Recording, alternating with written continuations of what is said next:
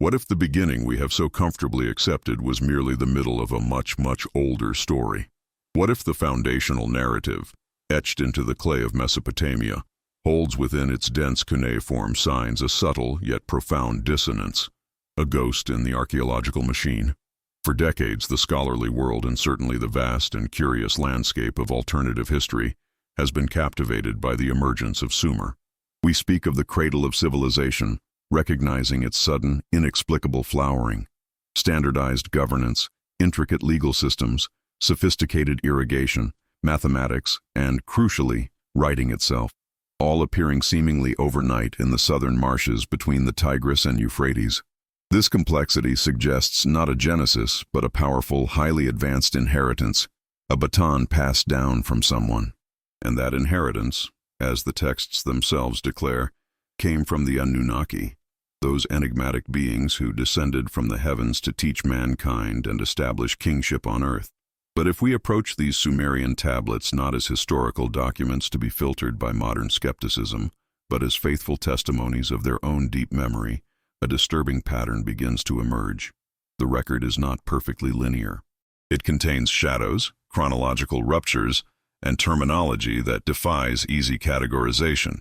When we examine the foundational literature, the creation myths, the epic narratives, and especially the incredibly detailed, yet maddeningly elliptical Sumerian king list, we find that the narrative concerning the Anunnaki arrival, while central, might be framed around a re-establishment rather than a first contact. It is a crucial distinction that turns the accepted timeline completely on its head. The standard account begins with the creation of man to serve the gods, the introduction of agricultural arts, and the establishment of 5 great cities before the deluge. Then comes the catastrophic flood, the erasure of the surface world, and the slow rebirth of civilization under the subsequent kings. This sequence is familiar, almost canonical. Yet the texts that describe the pre-Diluvian era, the time before the water cleansed the slate, do so with a chilling detachment, almost as if describing an entirely different order of reality. The reigns of the 8 or 10 kings who ruled before the flood are impossibly long, often cited in the tens of thousands of years, a hyperbolic scale that conventional historians dismiss as pure mythology, designed to elevate their antiquity. But what if this hyperbole is not an exaggeration of time, but a qualitative description of a vastly different cycle of existence, governed by rules we no longer comprehend? What if these vast spans reflect the long cycles of an earlier distinct lineage? The focus of our inquiry must shift from who came after the flood, the recognized lineage of the Anunnaki, Enlil, Enki, and their progeny, to what was forgotten in the chaos during the flood. The Sumerians themselves were obsessively meticulous record keepers, often documenting every transaction, every lunar observation, and every transfer of power. Why then would they introduce such a blatant chronological distortion, unless they were attempting to reconcile an inherited prehistory with their observable post-flood reality? The king list itself begins with a powerful, singular statement. When kingship was lowered from heaven, the kingship was in Eridu. But what preceded the lowering? Was there a time when kingship, or perhaps something more profound than kingship, was already established, but not yet designated as being from heaven, implying a terrestrial, self-originated civilization that had achieved mastery without external divine intervention? We must look closely at the language used to describe the earliest inhabitants of the great cities like Eridu and Shuruppak. While later tablets clearly attribute mastery of metalworking and astronomical knowledge to the Anunnaki, there are subtle linguistic traces that hint at a deep memory of advanced systems already in place. The foundations of the ziggurats, the alignment of the first temples, they suggest an architectural proficiency that predates the historical timeline ascribed to the first waves of settlers or descending gods. This suggests a powerful, invisible pre-existence, a civilization that reached a state of high complexity and perhaps catastrophic decline, before the Anunnaki narrative began to dominate the record. This is the crucial crack in the foundation. The Anunnaki came, but they did not build upon nothing. They inherited a technological and societal shell. This deep dive into forgotten epochs requires patience and reflection. The weight of these ancient clay tablets carries more than just stories. They carry the psychological burden of a profound collective forgetting. a trauma so deep it was encoded only in the hyperbolic mathematics of time. If you find yourself drawn to these deeper questions, to the notion that history is cyclical and that great knowledge is often erased, not discovered anew, then I invite you to remain fully engaged with this unfolding narrative. Our exploration requires a mindset willing to entertain the possibility that the gods of Sumer were not the original architects, but merely the inheritors and reshapers of an even older legacy. If these hidden layers of history resonate with you, a quiet commitment to follow this path is essential. Pause for a moment to internalize the strangeness of this idea, perhaps even signal your interest by letting us know you are tracking this journey. A simple like or subscribing to ensure you do not miss the next layer of revelation is the intellectual contract we share in this search for truth. This is not casual viewing. It is a shared excavation of the human past. Returning to the narrative structure of the king list, the anomaly becomes even more pronounced. The names of the pre-Diluvian kings, Alulim, Alalgar, and Menluana, do not cleanly map onto the known pantheon or lineage of the Anunnaki family tree as meticulously detailed in later Akkadian and Babylonian texts. There is a sense that these names belong to a distinct tradition, possibly representing observers or long-lived rulers from a society that operated outside the specific geopolitical power struggles that would later define the rivalry between Enlil and Enki. These pre-flood figures often possessed immense knowledge and established principles of order that transcended the immediate needs of resource management, hinting instead at cosmological mastery. They were kings, yes, but perhaps they ruled over a different kind of humanity. Or perhaps they were a species entirely terrestrial, but equally advanced. Consider the notion of cycles, which is endemic to Sumerian, Babylonian, and later Hindu cosmology.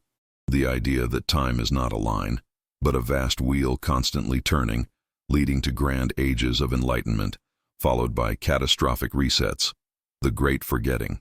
If the Anunnaki established their order after such a reset, the flood, it stands to reason that they themselves were entering an environment where remnants of the previous cycle's highest achievements still existed. They would have been, in essence, archaeologists in their own right, adapting and repurposing the technology and the organizational structures left behind. The texts, when read through this lens, begin to sound less like original documentation and more like a declaration of ownership over existing infrastructure. We lowered kingship, they declare, suggesting they simply took control of the system already functioning. The evidence for this preceding civilization is not found in grand, explicit declarations, but in the grammatical ghosts haunting the cuneiform signs. There are specific words related to foundational concepts, agriculture, metallurgy, and urban planning, that are classified by linguists as non-Sumerian substrata. These are words that cannot be derived from either Sumerian or the subsequent Akkadian. They are linguistic fossils, the deep memory of a language that existed before the recorded history of Sumer began, suggesting that the initial inhabitants of the region inherited the very names for their complex technology and societal roles from an unknown, earlier source. This is the ultimate textual revelation.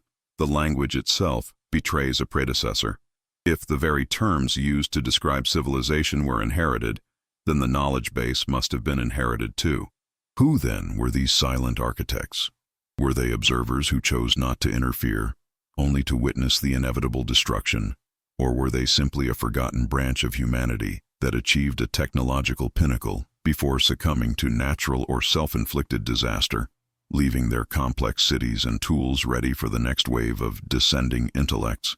This unsettling possibility forces us to confront the idea that the Anunnaki, while powerful and instrumental in guiding post-Diluvian humanity, might not have been the absolute originators of civilization in the Mesopotamian valley. They could, in fact, be the second chapter, the caretakers who arrived after the first volume was tragically closed by the waters. This realization shifts our focus entirely.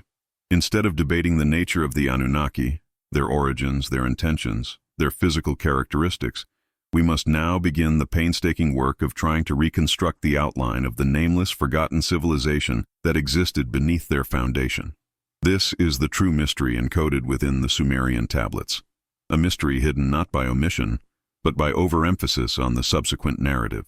To proceed, we must dissect the very texture of the language, the names, the untranslatable terms, and the subtle descriptions of technologies that seem too advanced for the stated era of the Anunnaki's initial arrival.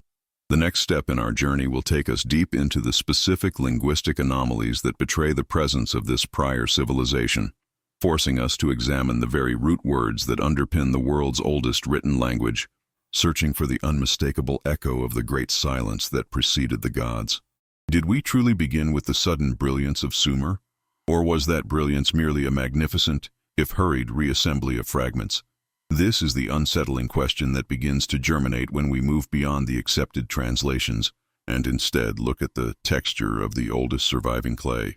The Orthodox narrative often presents the Anunnaki as the definitive architects of human civilization, descending to a barren, primal earth and gifting structure, language, and technology to a bewildered population.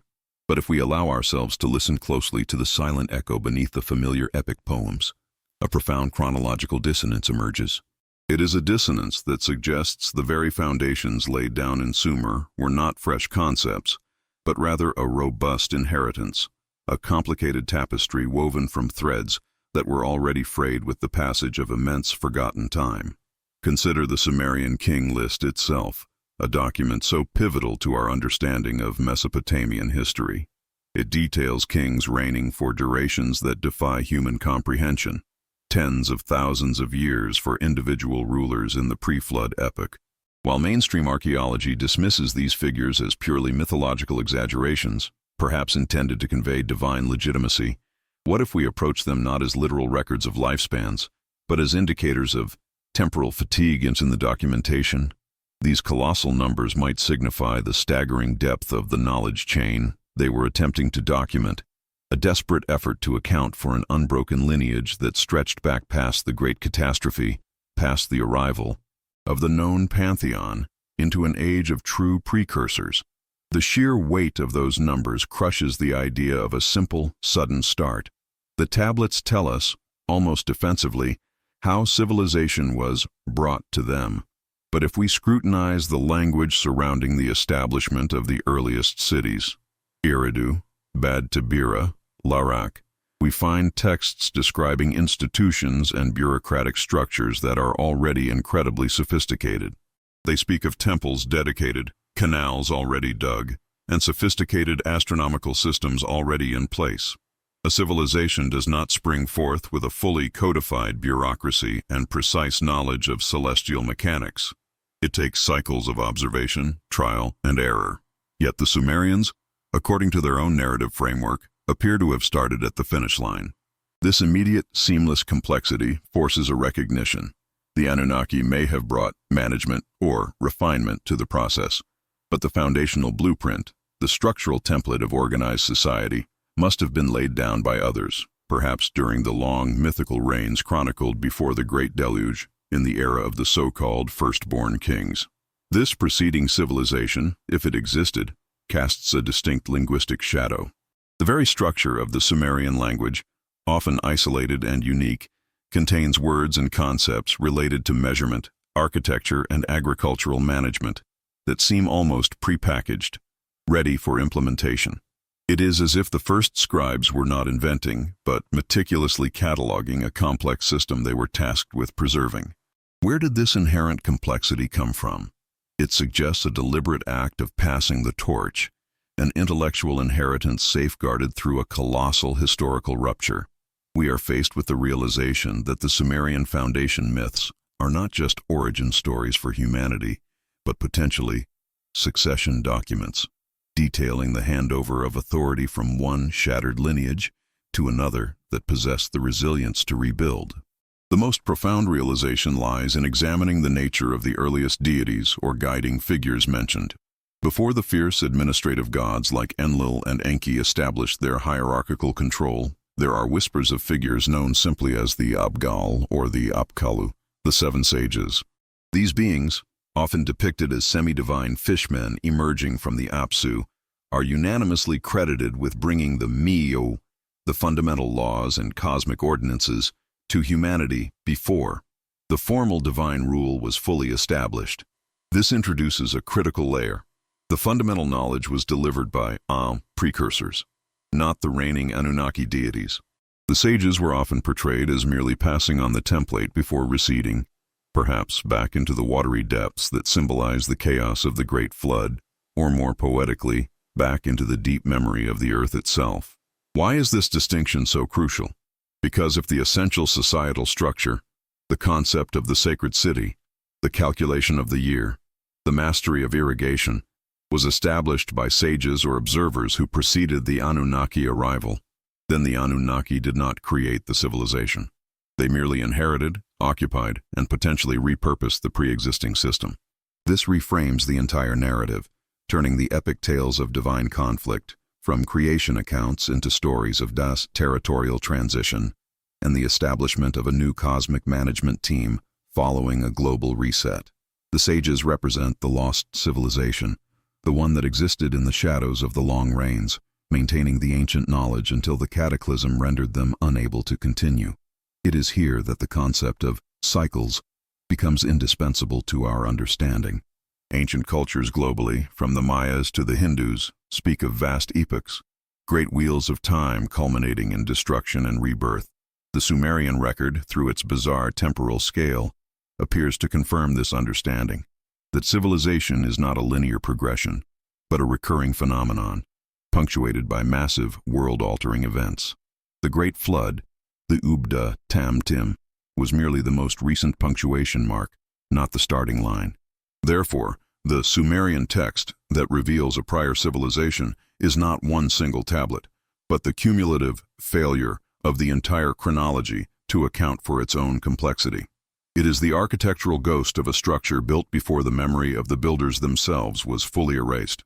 If this idea that our documented history is merely the latest chapter in an enormous forgotten volume resonates with you, if the notion of a forgotten historical inheritance speaks to the deep, intuitive code within your own mind, then pause for a moment. Share your reflection below.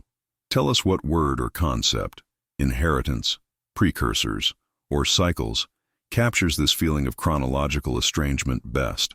We are tracing shadows that conventional historians often choose to overlook, and your sustained focus validates this deeper search.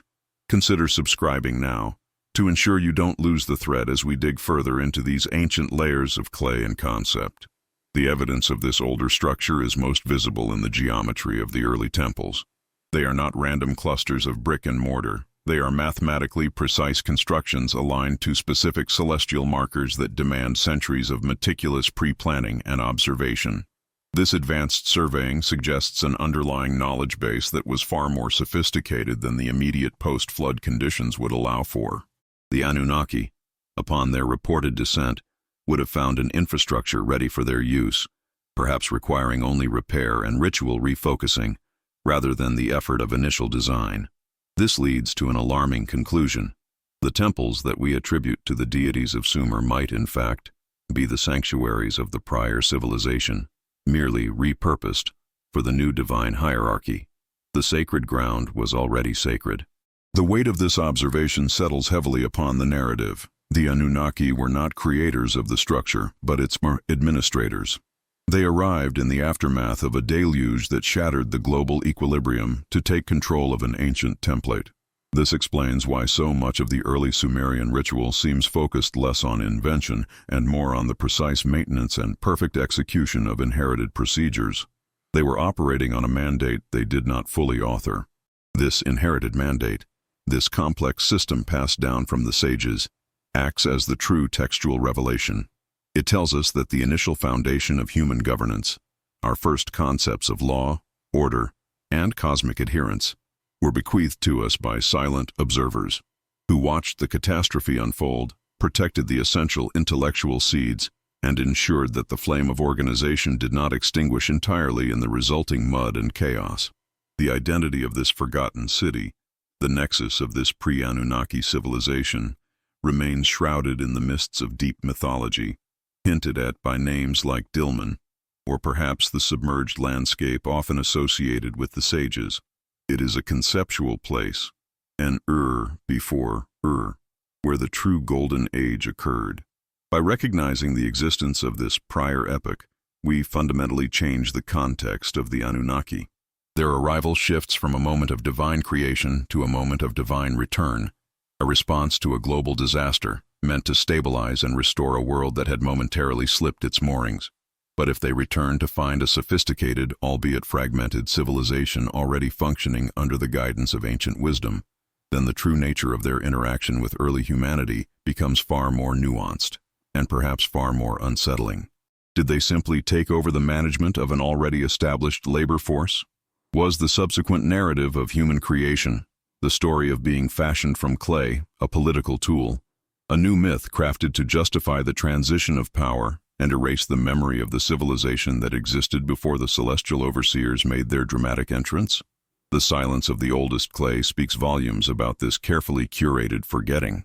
We are left standing on a precipice, staring back at the yawning gap in the historical record, acknowledging that the civilization we have been taught to reverence as the starting point was merely a highly successful salvage operation. The real beginning lies in the ruins beneath Sumer, preserved not in grand epics, but in the frustratingly large numbers, the precise geometries, and the brief, respectful mentions of the sages who came before. What happens to our understanding of the gods when we realize they walked into a house that was already built? That investigation demands a continued scrutiny of the surviving texts, focusing now on the minute details of succession and the faint signatures of the long-lost inheritance. If you have stayed with this journey, if the whispers of a world before the Anunnaki resonate in your consciousness, then you understand the stakes of this quiet investigation. We are attempting to pull back the veil of millennia of carefully managed history. To continue this deep dive into the silent records of the past, ensure you are subscribed to the channel. Your commitment to uncovering this hidden truth fuels the journey.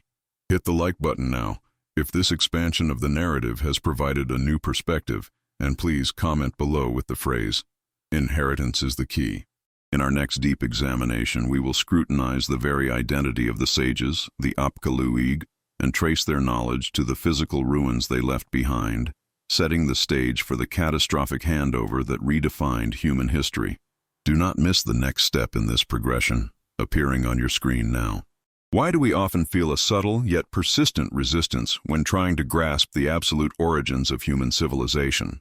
The Sumerian clay tablets, when approached with a critical eye, do not merely recount the arrival of the Anunnaki, they paint shadows on the periphery, suggesting a foundational layer of sophistication that seems utterly foreign to the accepted narrative of mud bricks and early agriculture.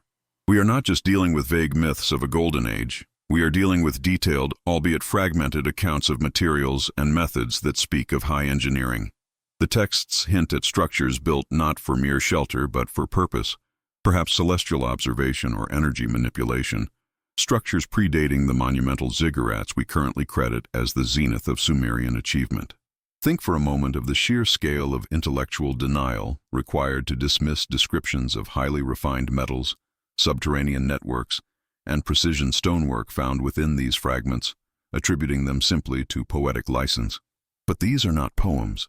They are historical records. To the Sumerians, the unsettling recognition dawns.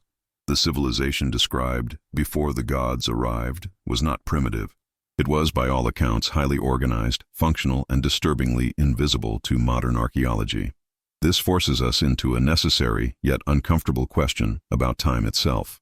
Our current linear timeline, stretching neatly back to the supposed Neolithic Revolution, might be little more than a carefully curated, or perhaps accidentally preserved, fragment of a much vaster cyclical history. What if the beginning we study is merely the beginning of the last known cycle, the moment when the debris settled and new observation points, like Eridu and Nippur, were established? The sheer complexity implied by this pre-Anunnaki society suggests they operated on a timescale so ancient that their collapse was not merely forgotten history, but perhaps a geological event, a great catastrophe that swallowed their sophisticated legacy whole. This is the weight the ancient scribes carried, acknowledging a world of advanced technology existing before the accepted age of bronze, an age where the very definition of civilization must be re-evaluated. The texts speak of the Igigi, figures often relegated to footnotes or simplified as mere lesser deities, but whose description in the earlier layers of the mythos suggests a much more concrete role. Not gods, but observers and maintenance personnel. The pre-Anunnaki society, according to these fragmented verses, was characterized by an almost utopian adherence to order and balance, focused on long-term ecological and energetic stability. Their technological footprint was light, relying on systems that harvested natural forces without the violent extractive processes we associate with industrial expansion. This contrasts sharply with the later arrival of the Anunnaki, who, according to the same texts, came specifically seeking resources, a clear indication of an underlying scarcity or necessity that drove their intervention. The earlier civilization, it seems, lived in a state of sustainable abundance, or perhaps they were the silent guardians of a delicate ecosystem, long before the resource-driven conflicts began. If we accept the premise that this civilization existed, we must then ask, what was their primary function on Earth? Some interpretations suggest they were not native to this planet, but rather the first wave of colonists, establishing outposts for reasons lost to time. Perhaps preparation, perhaps quarantine. They were the original watchers, silently monitoring planetary conditions across vast expansations of time, and the knowledge they possessed. This is where the true unease begins, was not merely technological, but deeply astronomical, reflecting an understanding of cosmic cycles far surpassing what Sumer is credited with. They knew the return patterns, not just of single planets, but of grand cosmic alignments that dictate epochs of upheaval and calm. The Sumerian fascination with astronomy, often credited to the Anunnaki themselves, might simply be the salvaged remnants of this forgotten inheritance. The recognition that our accepted history is essentially a narrative beginning, in medias res, in the middle of the action, is profoundly unsettling. It means every historical axiom we hold dear, every pillar of ancient chronology, is potentially built on a foundation of silence. What caused the great silence between the highly advanced, sustainable society and the resource-hungry arrival of the Anunnaki? This is the core trauma embedded in the clay. The theory of the Great Flood, the deluge, is often seen as the ultimate reset button, but perhaps the flood was merely the result of a greater destabilization, the final environmental consequence of the previous cycle's collapse, not the cause of the preceding civilization's disappearance. We must consider the possibility of a deliberate historical suppression. If the Anunnaki, upon their arrival, found a fully functional, highly advanced planetary infrastructure, even if damaged, it would complicate their narrative of creation and control. It is far easier to become the gods who created man if there is no evidence of the man who was already here. Thus, the preceding epoch may have been systematically erased, reduced to vague mythology, or conflated with the earliest, most abstract divine lineages. The details that survive in these deep Sumerian texts, the descriptions of materials that resist erosion, the subterranean shelters designed to withstand global seismic events, these are the subtle signs that break the narrative. They are the artifacts of a stolen timeline, and this brings us to a crucial pause in our investigation. The complexity of filtering intentional omission from accidental erosion is immense. We are archaeologists of myth, sifting through layers of cultural debris to find a whisper of empirical truth. If the idea of a highly sophisticated technological civilization existing long before the rise of Sumer, long before the accepted timeline of the Anunnaki intervention, resonates deeply with you, if you feel the weight of this forgotten history pressing against the edges of your understanding, I invite you to consider sharing your thoughts below. What specific concept, the Great Silence, the technological inheritance, or the possibility of deliberate erasure, strikes you as the most profound possibility? Take a moment to reflect and perhaps hit the like button if this journey into the deep past is holding your attention and guiding your own internal investigation, and subscribe so you don't miss the next critical piece of the puzzle. Understanding this profound gap requires focused attention, and we are only just beginning to truly grasp the nature of this hidden legacy. The transition from this prior epoch to the establishment of the Anunnaki's rule is marked by a deep sense of decay and salvage. The Sumerian texts often describe the restoration of sites, not their original creation. They speak of temples and cities being rebuilt on foundations of a mysterious antiquity, foundations of stone and material far stronger than what the subsequent builders could produce. This suggests that the Anunnaki inherited, or perhaps repurposed, the infrastructure of the predecessors. They did not arrive on a barren planet. They arrived on a planet that had been meticulously organized and utilized, only to be found in ruins. This inheritance is the key to understanding the sheer speed of Sumerian civilization's advancement. Why did Sumer explode onto the scene with such sudden complexity? Perhaps because the foundation, the technological jumpstart, was already there, provided by the broken systems and abandoned knowledge of the civilization that came before. They were the beneficiaries of a collapse, not the architects of the initial structure. Consider the role of the Igigi again. If they were the maintenance workers of the previous system, their subsequent rebellion against the Anunnaki, often cited in the myths, gains a profound new meaning. Their revolt might not have been merely a labor dispute over mining operations. It might have been the desperate struggle of the inheritors of the old system, resisting the complete overhaul and potentially destructive exploitation planned by the new rulers. They recognized the inherent sanctity and balance of the old order, which the Anunnaki, focused solely on the extraction of gold and resources, sought to ignore or dismantle. This conflict, therefore, is not a theological squabble. It is the fundamental historical clash between two fundamentally different approaches to planetary stewardship, the sustainable keepers versus the expedient extractors. The unease deepens as we analyze the remnants of astronomical knowledge. The precise calendrical systems, the understanding of precession, and the deep knowledge of the cycles of the great year. These elements are disproportionate to the practical needs of an early agricultural society, and even seem slightly misaligned with the Anunnaki's immediate resource-focused goals. This advanced astronomy is a sign, the lingering echo of the first observers. They looked up at the cosmos not seeking validation, but seeking predictive data to manage the long-term survival of their civilization against inevitable cosmic turbulence. They mapped the cycles of destruction and renewal, and perhaps the evidence suggests they failed to fully prepare for the last one, resulting in the great silence that allowed the Anunnaki intervention. We are forced to confront the idea that the entire human experience post-Anunnaki is the civilization of the aftermath. We are living within the parameters set by the survivors of a cataclysm and the rules established by the new management who claimed ownership of the ruins.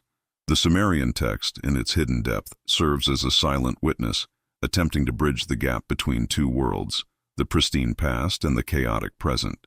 The final step in this current narrative cycle, which propels us toward the next part of this investigation, lies in understanding the precise moment when the Anunnaki themselves were forced to acknowledge the vastness of what they found upon arrival. The text hints at a moment of genuine awe, a realization that even their advanced methods were predicated on the mastery achieved by the civilization they displaced. It is in this uneasy recognition by the newcomers that we find the most concrete proof of the predecessors' existence. The great rulers, the Anunnaki, stood humbled, for a brief unsettling moment, at the threshold of a ruined legacy, knowing they were not the first but merely the opportunistic heirs.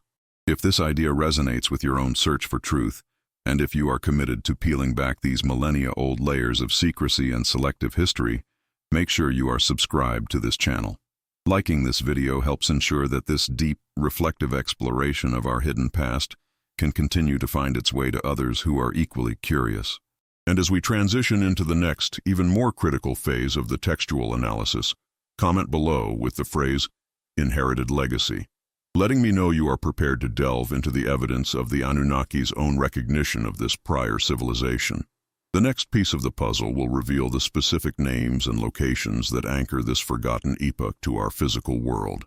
Until then, keep observing the shadows on the periphery of our known history, for that is where the truth often hides. We are left now with a profound temporal disorientation. If the standard narrative, the one we have internalized regarding Sumer and the dawn of civilization, posits the Anunnaki arriving to initiate complex society, agriculture, and urban planning, a clean slate, a pristine start upon the fertile mud of the Mesopotamian plains, what then are we to make of the textual echoes that precede this arrival? It is akin to finding the blueprints for a skyscraper hidden beneath the foundation stone, blueprints that detail a structure entirely different, perhaps even grander than the one eventually constructed. The anomaly is not just a passing reference.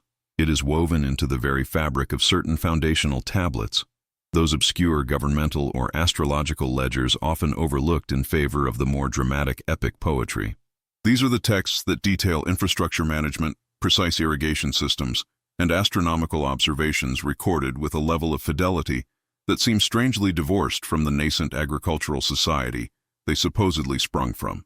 They speak of canals and city walls, of observation towers and formalized centers of learning, all existing in a time frame mathematically awkward for the established timeline of the Anunnaki descent. The unease deepens when we recognize the subtle shift in nomenclature. The entities described in these pre-Anunnaki layers are not addressed with the reverent titles of Dingir-yu, gods usually reserved for Enlil, Enki, or Inanna. Instead, they carry designations that translate more closely to the overseers, the first builders, or those who measured the sky. This is a crucial distinction. The Anunnaki are repeatedly described as imposing order, bringing laws, and demanding worship and service. The prior civilization, as hinted at in the clay, appears to have been purely functional, engineering-focused, perhaps even existing in a state of self-sufficiency that required no immediate subservience from developing human populations. Their texts are less about theology and more about applied physics, hydrology, and celestial mechanics.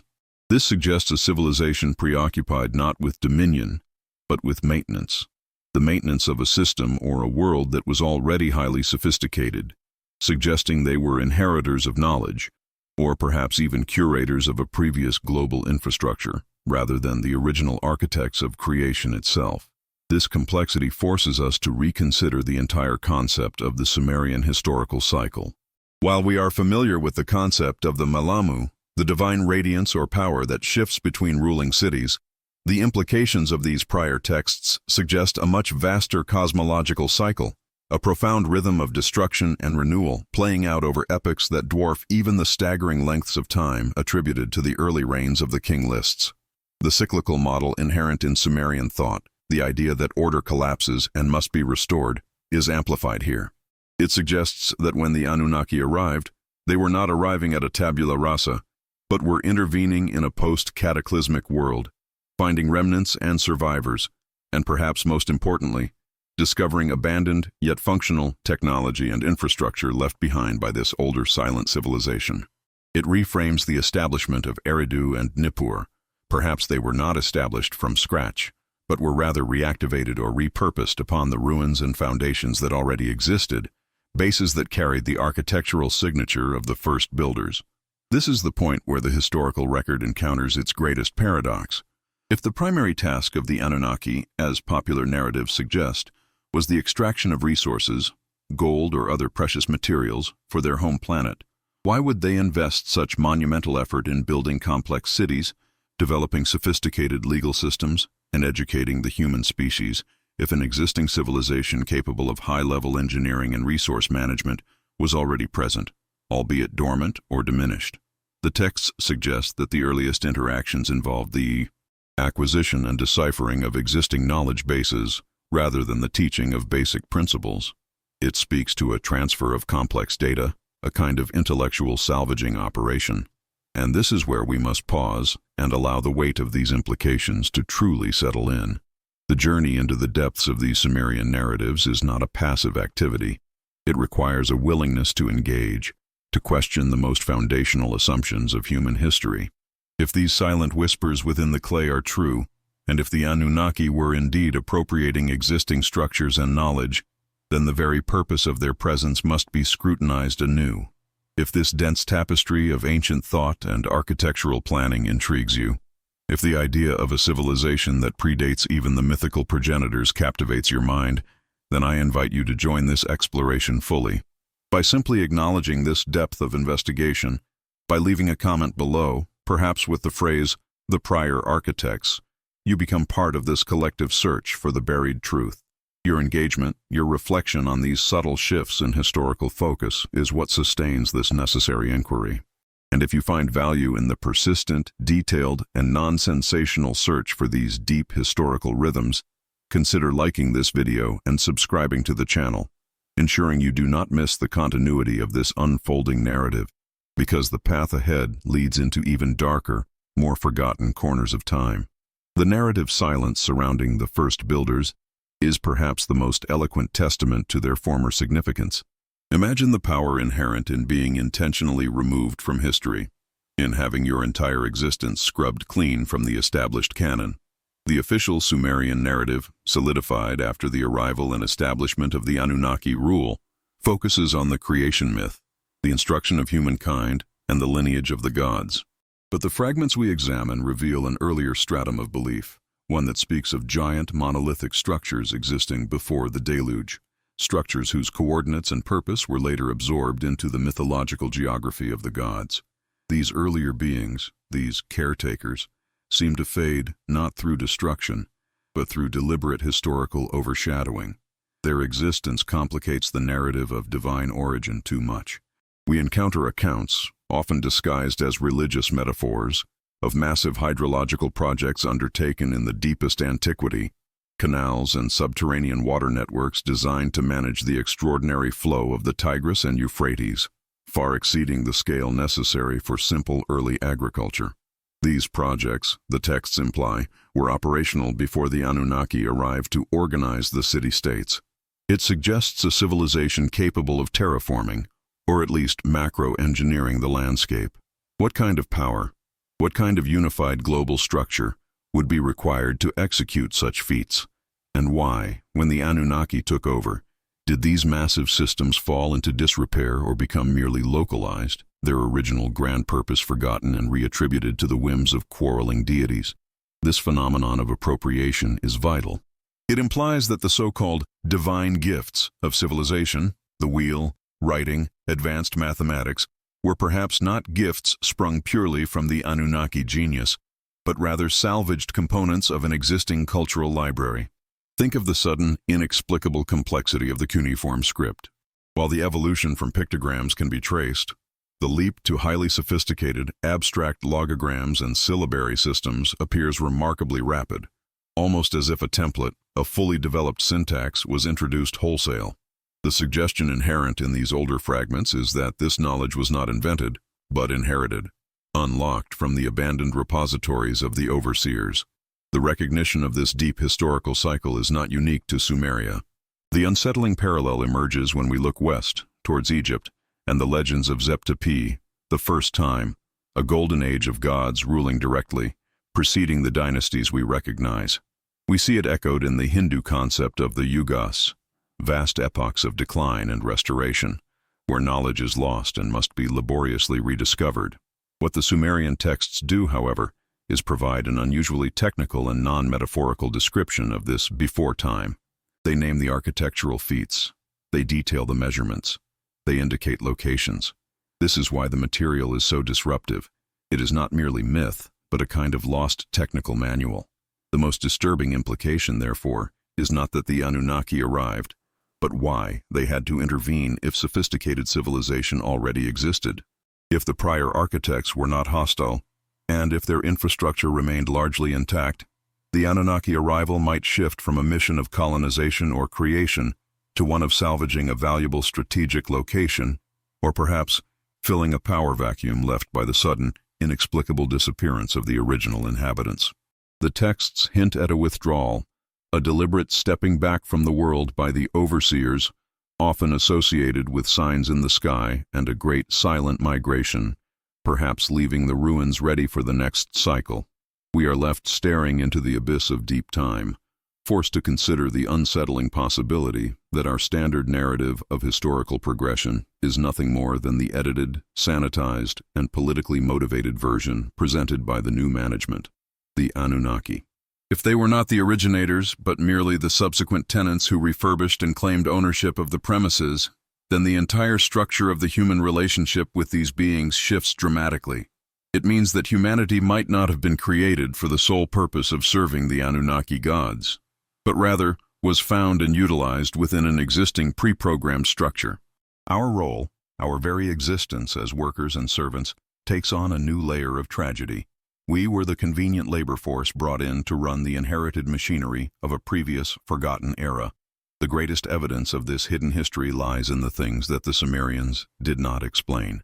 Why certain foundational stones were too heavy, too precisely cut for the tools of the time. Why astronomical observations were recorded with an accuracy that would not be matched until the invention of the telescope. Why the mathematics of the sexagesimal system were so robust, so inherently capable of supporting complex engineering. All of these points, usually explained away as sudden bursts of divine inspiration, are, in the light of the pre-Anunnaki texts, simply the residual signatures of the prior architects. And so, we stand at the threshold of recognition. The unease is not caused by the threat of ancient gods, but by the quiet realization that the history we accept is fundamentally incomplete, a narrative deliberately curated for retention and control. The silent civilization beneath the clay compels us to ask, what was the true nature of the Anunnaki mission? If they simply wanted resources, why bother with the creation of the Adamu, when advanced systems were already present? This profound question marks the end of our current phase of inquiry, leading us towards a deeper examination of the motives and the consequences of the great historical erasure. If this journey into the dense strata of ancient memory, challenging the very foundation of civilization, resonates deeply within you, and if you have remained focused through this complex web of textual evidence and historical inference, then you are precisely the kind of observer necessary for this pursuit. Your dedication is what fuels this channel's commitment to finding the truth hidden in the most obscure corners of the past. To ensure you remain connected to this investigation, please take a moment to subscribe and click the like button to help this deep dive reach others who question the surface narrative.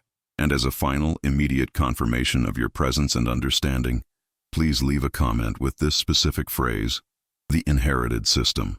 This acts as our signal, a quiet acknowledgement of those who recognize the weight of the pre-Anunnaki revelation.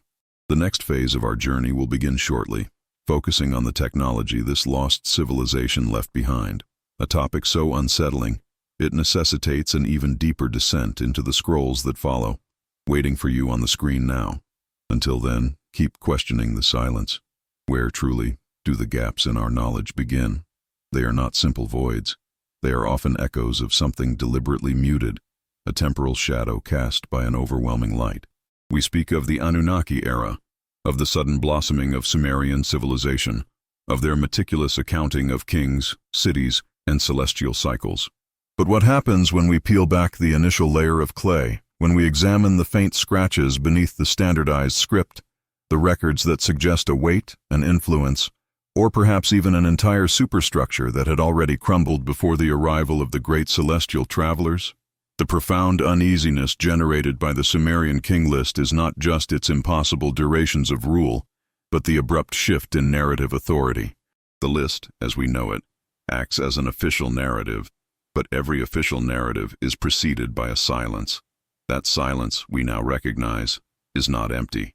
It is filled with the residual energy of the a priori civilization, the culture that existed in the long, misty age before the Great Flood, before the very notion of organized hierarchy, as established by the Anunnaki, took root. If the Anunnaki arrived to set up a mining operation, obsessed with the scarcity of gold, then what was the preoccupation of those who came before? The surviving cuneiform fragments, though heavily edited by subsequent scribal generations, suggest a society not organized around resource extraction, but around observation. They were the primary custodians of the land, but perhaps not its rulers in the conventional sense. The fragments describe their cities not as centers of commerce or military might, but as nodal points connected to cosmic forces, libraries carved from the earth itself. This civilization, whose memory was so brutally minimized, seems to have understood time not linearly, but cyclically, an understanding reflected in the very structure of the Sumerian concept of the me, the divine templates or decrees that governed reality. Before the me became associated with the established hierarchy of gods, Enlil, Enki, Ishtar, the earliest descriptions imply a universal natural order that required only careful adherence, not forceful governance. This subtle distinction suggests a civilization based on resonance and alignment, rather than control and dominion. It requires a different kind of eye to see these patterns, a patience to listen to the whispers beneath the roar of accepted history. If this deeper dive into the foundations of civilization captures your curiosity, if you feel the weight of this forgotten history pressing down on your own understanding of the past, I invite you to pause and reflect on this discovery. Share your thoughts in the comments below. Tell me which aspect of this precursor civilization resonates most strongly with your intuition. Engaging with this material deeply helps keep these hidden narratives alive, and if the pursuit of these ancient truths matters to you, Please consider liking this video and subscribing, ensuring you do not miss the continuity of this profound exploration. The deepest mystery lies in their technology, or rather, the absence of the technology we typically define as advanced. Where are the massive bronze statues, the fortified walls, the weapons of war that characterized the subsequent Akkadian or Babylonian empires? They are not there. The archaeological record from the deepest layers of tell sites, the foundational strata dating before the known Uruk period, reveals sophisticated planning, advanced hydroengineering, and mastery of material science, yet often lacks the defining markers of aggressive metallurgy. It proposes a civilization that achieved advanced states through entirely different means. We are confronted with the paradox of advanced knowledge divorced from apparent mechanical complexity. We are left to hypothesize. Did they utilize a soft technology, perhaps based on acoustic harmonics, resonant frequencies, or the manipulation of energy fields that leave no lasting metallic trace, similar to the mysterious megalithic constructions found globally which defy conventional stone-cutting explanations? It is this technological paradox that creates the profound sense of estrangement.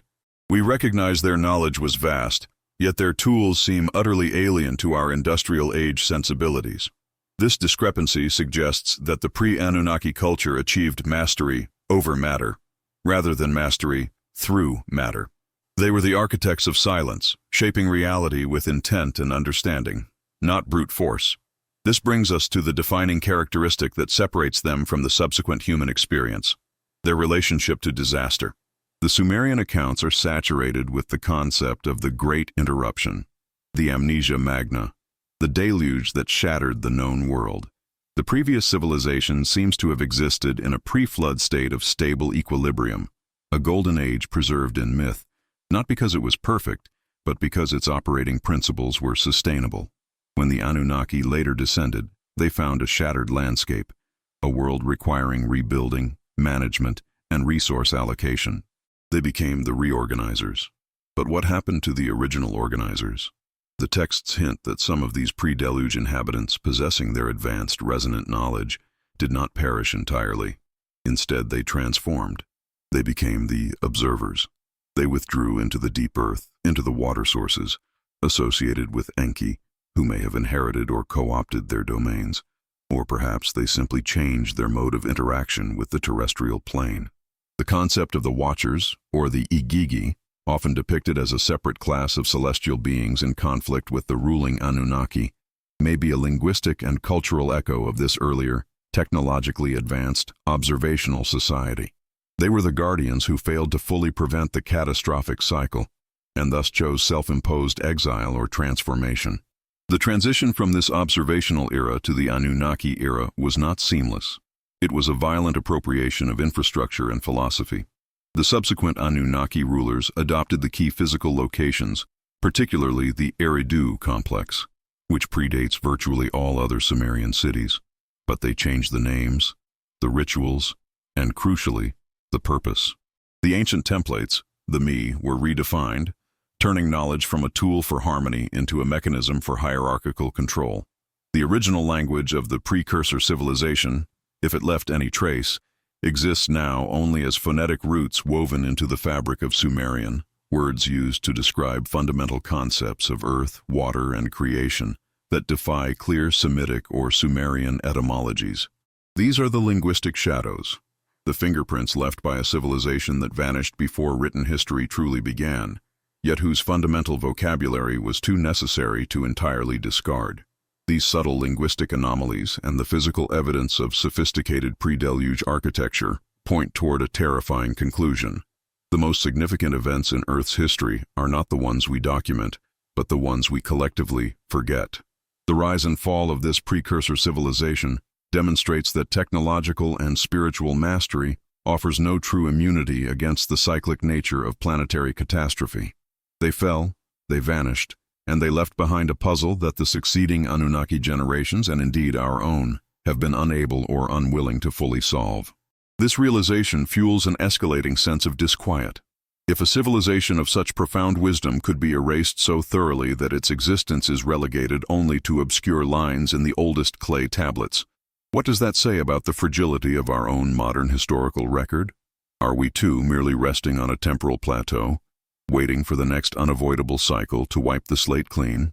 The surviving texts, particularly those dealing with astronomical predictions and cyclical returns, suggest that this ancient civilization understood the mechanism of their own undoing. They prepared for the signal, the recurring cosmic or geological event that resets the world's clock. This is not mere prophecy. It is sophisticated pattern recognition spanning vast epochs. The Anunnaki inherited some of this knowledge, but they leveraged it for their own temporal control, perhaps masking the true extent of the earlier knowledge to solidify their new reign. The key to understanding the a priori culture, therefore, is not found in the palaces or temples of the Anunnaki, but in the ruins of the pre-flood observational stations, places perhaps never meant to be centers of power, but merely stations for recording the slow, deliberate turning of the cosmic wheel. This brings us back to the present moment, standing on the edge of this vast, unseen foundation. We are attempting to reconstruct a mural based on a handful of broken shards of paint, yet the beauty and coherence suggested by those shards are undeniable. The existence of a highly advanced, non-militaristic observational culture, prior enduring to the hierarchical and demanding reign of the Anunnaki, fundamentally shifts the context of our own origin story. It suggests that humanity's first great leap was not guided by demanding gods focused on labor, but by guardians focused on understanding the deep truths of existence. The subsequent history, then, becomes not an ascent, but a partial recovery from a devastating fall, guided by beings who understood only a fraction of what was lost. To fully grasp the magnitude of this civilization prior to the Anunnaki, we must confront the final, overwhelming question. What if their disappearance was not a catastrophic failure, but a deliberate transformation, a choice to step outside the bounds of three-dimensional history, leaving behind only the most essential seeds of knowledge, waiting for the proper signal, the precise moment in the cosmic cycle, for their return? It is this lingering sense of a prepared return, woven into the deepest myths of celestial observation, that will guide our journey in the next phase of this exploration. If you have navigated these dense layers of time and myth, if the concept of this observational, silent civilization resonates with the deepest chambers of your intellect, you are precisely the kind of mind that deserves to explore these mysteries further. If you found value in this meticulous deep dive, please consider supporting this work. Hit the like button, subscribe to the channel, and crucially, comment below with the phrase, "The Architects of Silence," confirming your journey to this point. Your engagement fuels the continuation of this research into the deepest secrets hidden within the Sumerian texts.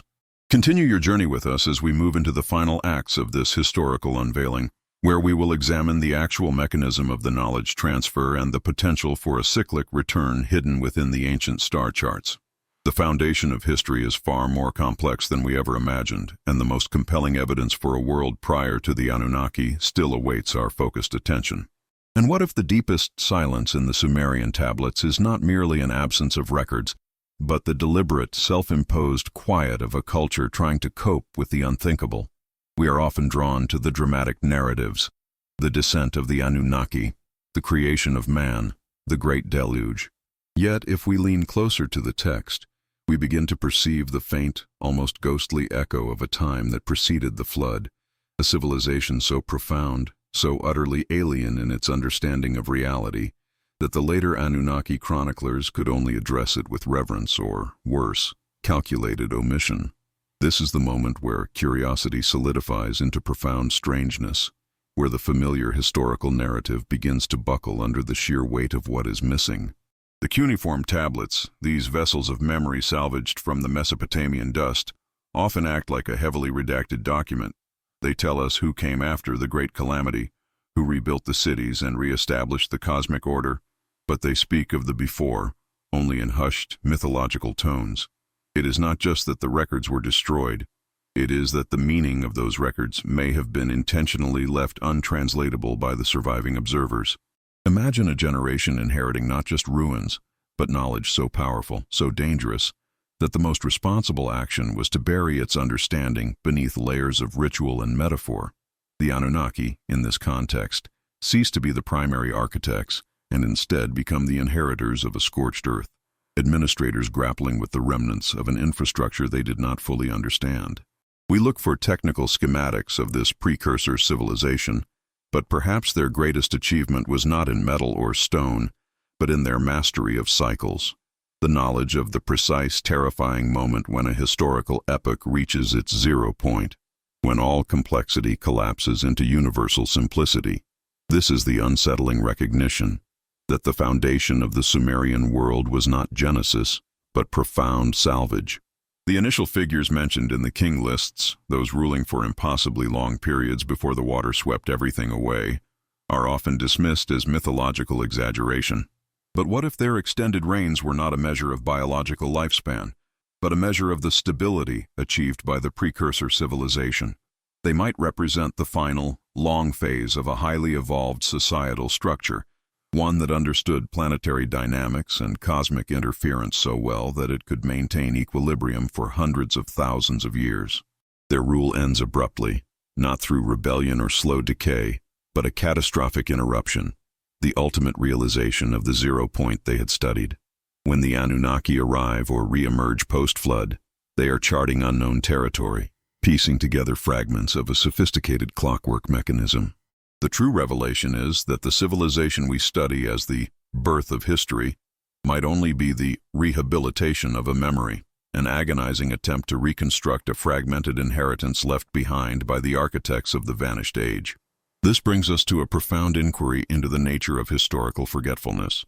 Is forgetting a passive process, or is it an active, systemic choice made across epochs? If the knowledge of the precursor civilization was too volatile, too devastating in its implications, perhaps revealing humanity's true engineered purpose or the horrific inevitability of planetary collapse, then the decision to simplify the narrative, to introduce a more approachable anthropomorphic pantheon, the traditional Anunnaki, becomes a pragmatic choice for social cohesion. The earliest scribes, the true observers who watched the collapse, carried a burden of understanding that the later generations simply could not bear. They created a simplified origin myth, a necessary veil to allow for the reconstruction of society.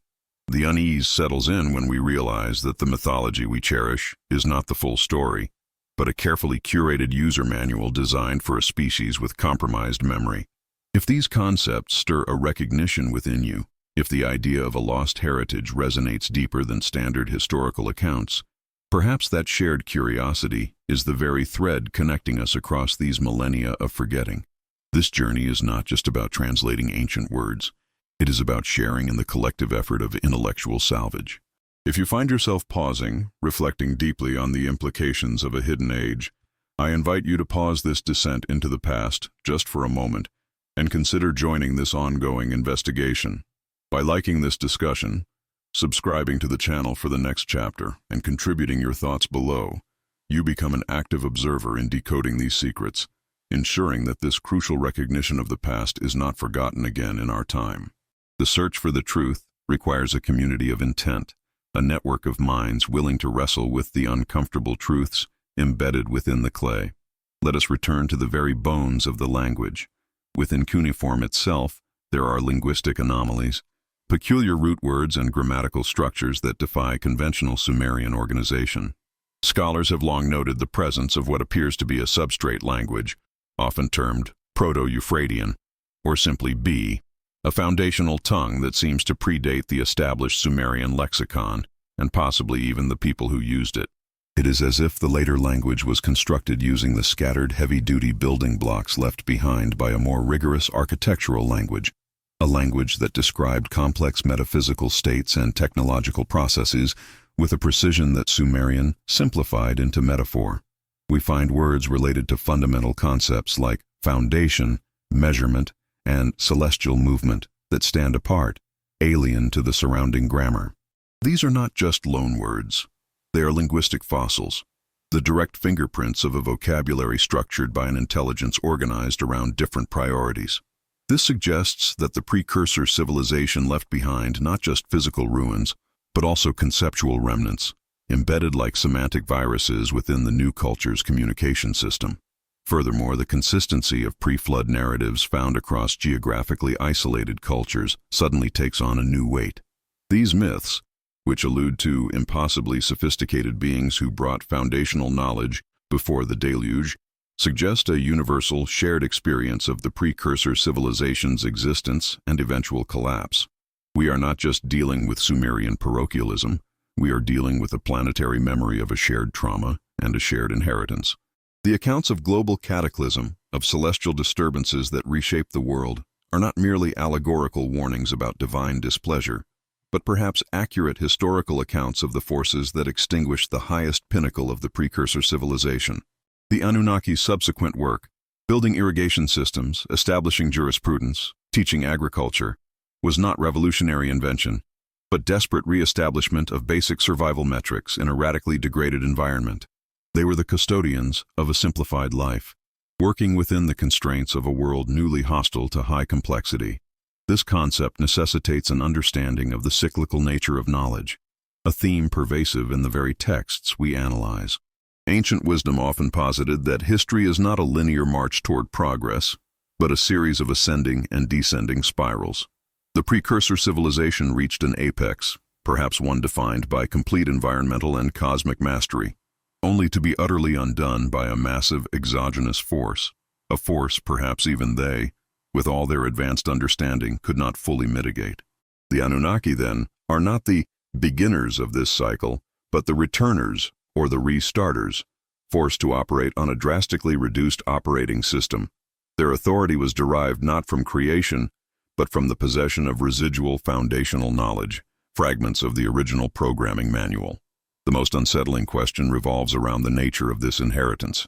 If the Anunnaki inherited fragments of technology, philosophy, and advanced science, where did they keep it, and why did it not translate into a persistent technological utopia? The answer might lie in the distinction between raw information and true understanding. The precursor civilization may have left behind mechanisms that worked based on principles, perhaps harnessing universal fields or manipulating temporal states, that required a level of consciousness or biological state that the post-flood, newly engineered humanity, and perhaps even the post-calamity Anunnaki, could no longer access. The knowledge was there, recorded in esoteric symbols and mathematical keys, but the key to operate the unseen machinery had been lost in the trauma. Thus, the Anunnaki could only implement the social and organizational structures, the laws, the cosmology, the hierarchy, while the true power sources remained inert, awaiting a future epoch capable of intellectual recognition. This suggests the Anunnaki's true burden was guarding this inert knowledge, protecting it from destruction or misuse until the cyclical return of true consciousness.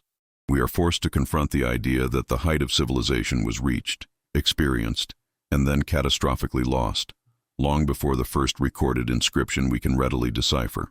The sophisticated astronomical models, the detailed knowledge of the solar system, and the uncanny mathematical precision found in early Sumerian work are not flashes of sudden genius. They are ghost images, copied data passed down through a chain of increasingly perplexed stewards. They are merely reflecting the light of a long-dead star. The true architecture of the vanished age lies hidden not in artifacts, but in the structural impossibility of the early Sumerian mind arriving at such complex conclusions purely through observation of the immediate post-flood world. There must have been a prior instruction manual, and the Anunnaki, despite their powerful reputation, were merely the most immediate custodians of that highly sophisticated, highly dangerous, and deeply unsettling legacy. This deepening exploration of what lies beneath the Anunnaki narrative pushes us past simple curiosity and into genuine intellectual disquiet. We are dealing with historical layers, peeling back the known world to reveal a vast, unfathomable void below. The Sumerian text does more than reveal a prior civilization. It reveals the horrifying scale of historical erasure and the precariousness of our own perceived progress. What if every major discovery we celebrate today, every breakthrough in physics or astronomy, is merely the rediscovery of elementary principles known by the architects of the vanished age? The weight of this realization is immense, suggesting that our timeline is not a steady climb, but a repetitive, desperate cycle of amnesia and recovery, driven by the fragments of information passed down by the first observers. The critical point we must examine next is the very specific manner in which this residual knowledge was translated and preserved, particularly focusing on the esoteric language and the symbolic rituals designed to safeguard the final keys to the unseen machinery. If you have stayed with this discussion through the layers of silence and the echoes of the erased history, then you are ready for the final stages of this investigation. The implications of this hidden civilization redefine not just the past, but the very trajectory of our future, suggesting that the Anunnaki epoch was a period of stasis and preservation, holding the line until humanity was ready to look past the metaphor. This requires a sharp focus, a meditative calm, and an openness to the truly alien nature of the truth. If this quest for deeper understanding resonates with you, I urge you now to ensure you are subscribed to the channel. Liking this video helps push these profound questions into the light, allowing more observers to join the vigil. And as you prepare for the next part of the story, comment below with the phrase, "The 0 point awaits," to signal your participation in this decoding. Continue your journey with the next part of the investigation appearing on your screen now, where we begin to translate the final, most cryptic warnings left behind by those who observed the Great Collapse. What if the most profound deception perpetrated upon human civilization was not the fabrication of myths, but the construction of linear time itself? We have spent hours tracing the lineage of the Anunnaki, dissecting the names, the missions, the metallurgy.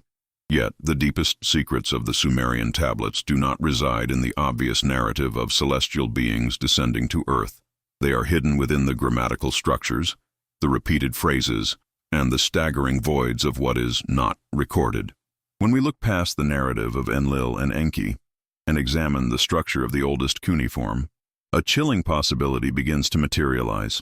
The earliest scribes were not chroniclers of a beginning, but meticulous archaeologists charting a catastrophic middle. They were documenting the inheritance of a complex, sophisticated, and ultimately failed civilization that existed long before the Anunnaki even set foot upon the Mesopotamian plains. The weight of the silence in the pre-Diluvian texts is perhaps heavier than any documented event. The texts offer glimpses of a foundational language, not Proto-Sumerian, but a root tongue, so alien in its conceptual framework that modern linguists struggle to assign it terrestrial origins. This forgotten tongue seems to have described realities and technologies that transcend our current understanding of material science, focusing instead on energy harmonization and cyclical resonance. The very concept of the Great Flood, the Abzu, often misinterpreted as a singular punishment or natural disaster, takes on a new, more terrifying dimension. What if the Great Deluge was not an isolated event, but a predictable mechanism of universal cleanup? A planetary reset button understood and perhaps even prepared for by the civilization prior to the Anunnaki. This pre-Anunnaki civilization, or pack, did not necessarily face the deluge as an act of godly wrath, but as the inevitable termination of their cosmic cycle, written into the laws of galactic mechanics, forcing a universal amnesia upon the nascent life forms left in their wake. If the Anunnaki arrived, as their records suggest, to mine gold and establish hierarchy, they did so on top of ruins already meticulously buried. They were the inheritors of infrastructure they did not build, and repositories of knowledge they only partially understood.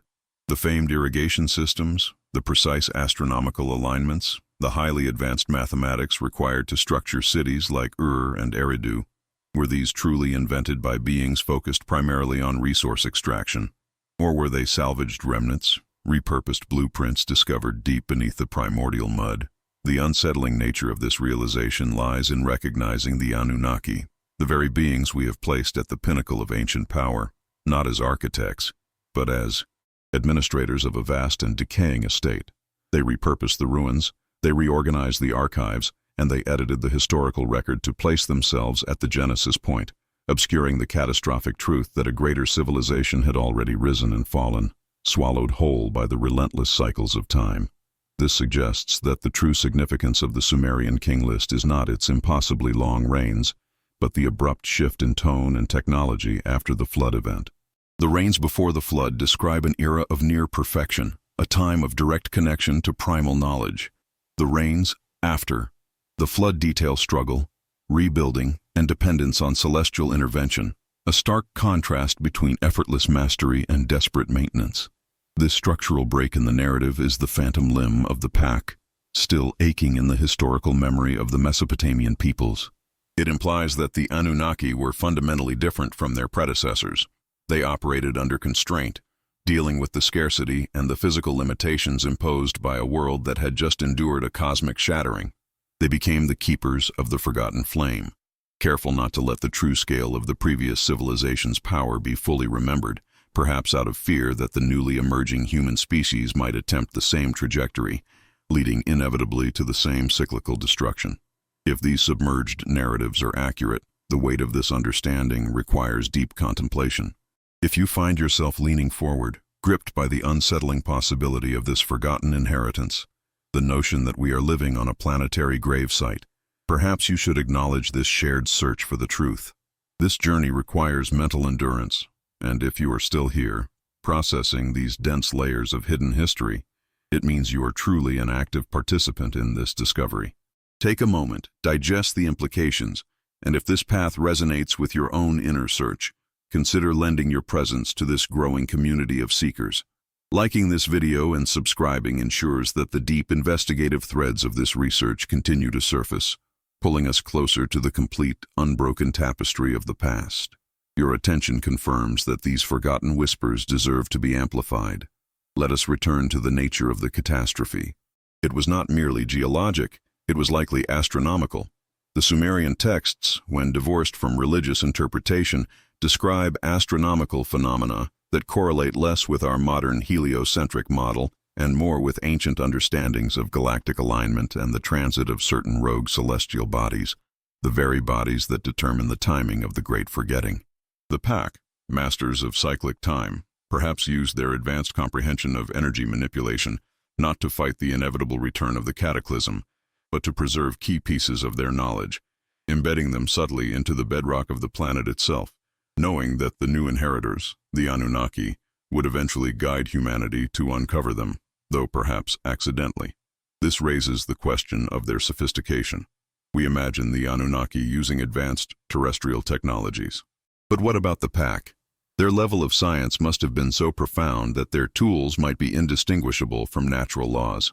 Imagine a civilization that understood the deep physics of consciousness, capable of communicating across vast stellar distances not through radio waves, but through entangled thought, or perhaps manipulating gravity fields with simple resonant frequencies. If the Anunnaki found and reused ancient power sources, these power sources might not have been metallic generators, but vast geoengineered structures designed to tap into the planet's core energy, or even the zero-point field. Their failure was not technological obsolescence, but a fundamental inability to escape the immutable law of the cosmic cycle, the great reset that wipes the slate clean, leaving only mythological debris and a few strategically placed textual clues for the next cycle's participants. The implication for us right now is profoundly disconcerting. If the Pack reached a zenith of technology and knowledge only to be wiped out by an astronomical inevitability, where does that place our current civilization?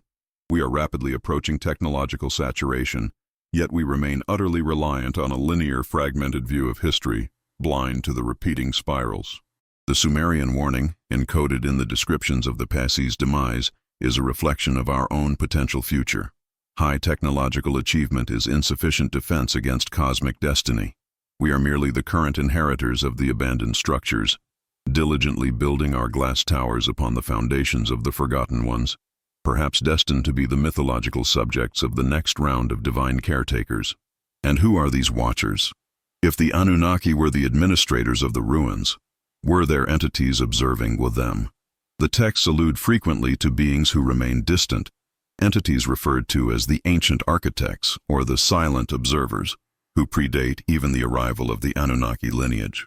These observers, unlike the hands-on, resource-driven Anunnaki, appear to maintain a detached vigilance over the repeating cycles, ensuring that the critical information, the seed of the next civilization, is successfully passed down, albeit in heavily veiled form.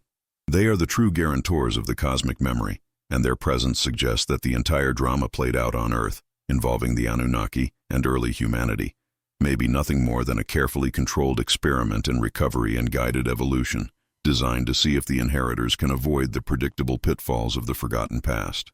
The deepest, most unsettling revelation now emerges from the careful examination of the specific astronomical warnings embedded in the texts relating to the end of the previous cycle. The The Sumerian accounts do not merely describe the passage of Nibiru. They describe a specific alignment that triggers geomagnetic reversal and massive crustal displacement. This alignment, the key to the Pack's doom, is subtly referred to through coded constellations and ancient calendrical systems that point not to the distant past, but to a recurring epoch. The texts provide in terrifying detail the signature of the catastrophic celestial return. They describe the precise moment when the Great Forgetting is most likely to be triggered again, a cycle that is not thousands, but perhaps rapidly approaching its culmination point within the next few centuries, or even sooner, depending on how accurately we interpret the surviving fragments of the Pack's astronomical warnings, fragments which the Anunnaki themselves struggled to fully decipher, seeing them only as abstract prophecy rather than scientific calculus. We have spent our time meticulously piecing together the evidence of this civilization prior to the Anunnaki, recognizing that the very framework of our history rests upon an elaborate cosmic illusion. If you have followed this intricate journey through the submerged history of Earth, wrestling with the implications of cycles, observers, and inherited tragedy, you are now standing at the precipice of the final revelation. The stage is set, the clues have been meticulously laid out, and the true gravity of the Sumerian inheritance is about to be fully disclosed. If you have stayed to process this dense and difficult truth, if the possibility of a civilization prior to the Anunnaki has anchored your curiosity, then you are a true seeker of the deep historical current. Please take this vital step. Subscribe to the channel to solidify your place among those who dare to look beyond the veil. A simple click of the like button helps this narrative reach others who are ready for this knowledge. And tell us, in the comments below, using the specific phrase, "The Great Forgetting is a cycle," what part of this cyclical catastrophe most disquiets you. The final part of this investigation awaits, where we will synthesize all the fragments and confront the absolute certainty encoded in the most archaic of the Sumerian scripts. Do not look away now. The most critical piece of the puzzle is yet to arrive. What happens when the story ends, yet the architecture of the reality we inhabit still bears the scars of the unwritten prologue? We have navigated the cuneiform shadows, deciphering the presence of the Anunnaki, the visitors who shaped the human form and fueled the dawn of Sumer. But the most profound question, the one whispered in the deep time between the lines of the king list, remains. How did it truly conclude?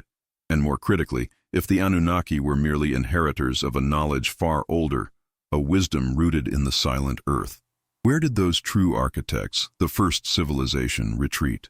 This final act of our long exploration demands that we look not at the explicit tablet records, but at the deliberate silences within them. The Sumerian chroniclers, bound by the political and religious frameworks established by the newcomers, executed a profound, almost ritualistic act of historical redaction. They were instructed to forget the full scope of what preceded the great visitors. This forgetfulness, however, is the final cipher. It suggests that the Anunnaki, for all their power and technological superiority, were fundamentally insecure about the ultimate claim to this world.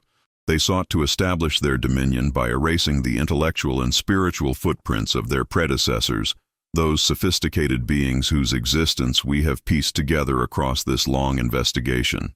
The recognition that the Anunnaki arrival was not an absolute beginning, but an iteration within a grand ancient cycle, brings us closer to the uncomfortable truth.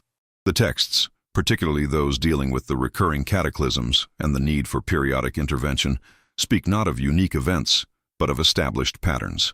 The first civilization, existing in a realm perhaps beyond the limitations of 3 dimensions or conventional physics, understood the ebb and flow of planetary consciousness and cosmological alignment in a way the Anunnaki, despite their advanced rocketry and genetic manipulation, never truly mastered. The arrival of the Anunnaki was simply the echo of a profound, far more elegant epoch that had already cycled into dormancy. It is the understanding of this relentless repetition, this inevitable decline and subsequent intervention that allows us to finally appreciate the scale of the original architect's vision. And if we acknowledge this, then we must look at the human design, the Adamu, from a new vantage point. The standard narrative suggests that the sudden leap in human cognitive capacity resulted solely from the splicing of Anunnaki genes with indigenous hominids. But what if the Anunnaki were only unlocking a potential that was already latent? a fundamental structural blueprint left behind by the first ones. Perhaps the true missing link is not in the terrestrial fossil record, but in the subtle, dormant intelligence embedded deep within the human genome, a hidden gift, a philosophical signature left by the civilization prior to the Anunnaki, ensuring that their legacy would persist even if their physical structures did not. This lingering sophistication is why the Adamu progressed so rapidly beyond their initial servile purpose. They carried the seeds of the true creators. This knowledge is crucial, as it fundamentally alters the balance of power in our history. As this profound realization settles into the quiet places of your mind, allow yourself to contemplate the true scale of time and the vastness of this inherited mystery. If these explorations have stirred a recognition within you, a strange feeling that what you are hearing resonates with an intuitive, primordial understanding, I invite you to pause and reflect. The investigation into the layers of the past is never complete when done in isolation. Share your deepest thoughts on this concept of inherited, dormant intelligence. What words or feelings does this discussion evoke?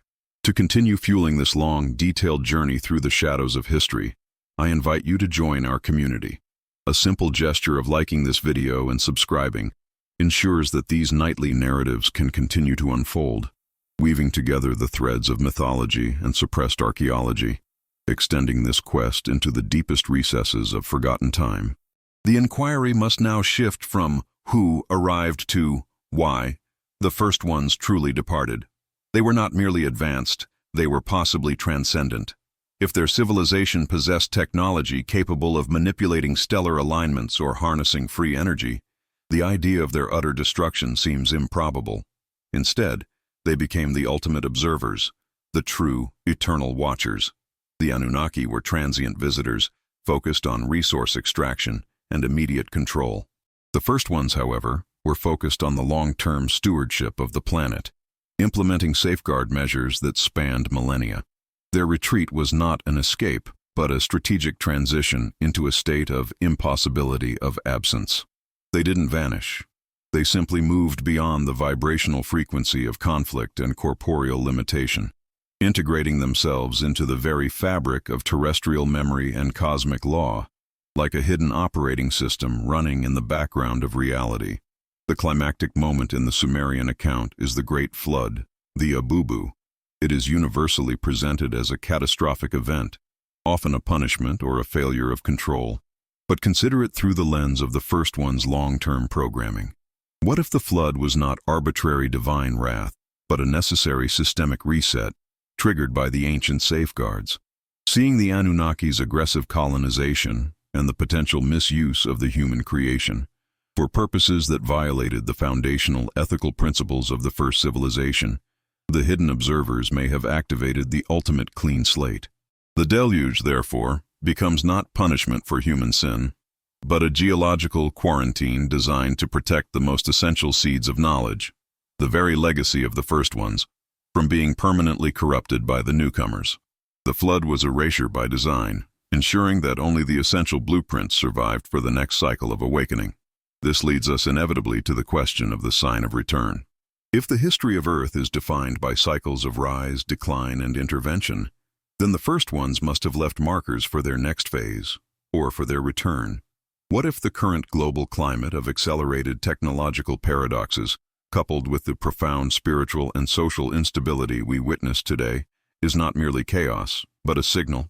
The Sumerian texts hinted at astronomical alignments that would mark the return of the celestial bodies associated with the deep past. Are we, in this current era, aligning with that predetermined window? This possibility suggests that the current global upheaval is a symptom of far deeper cosmological mechanisms waking up, preparing the stage for the next dramatic entrance, whether it be the return of the Anunnaki to reclaim their assets, or more thrillingly, the reemergence of the silent, sophisticated influence of the civilization that predates them all. To find tangible proof of the first one's enduring presence, we must look beyond the clay tablets and examine the structures that defy conventional dating and explanation. These megaliths, sites like Göbekli Tepe, which predates Sumer itself by millennia, or the inexplicable precision of the earliest structures across the globe, these are the archives coded in stone. They are the time capsules of the civilization prior to the Anunnaki, placed specifically outside the reach of cyclical destruction and the inevitable human failure to maintain precise historical record.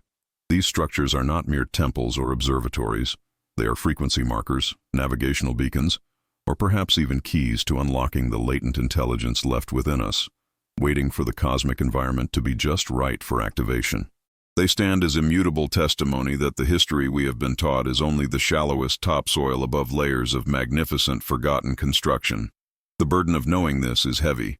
It suggests that our current human identity, our science, our philosophies, our spiritual yearning, is not entirely self-generated, but is built upon the ruins of a borrowed legacy.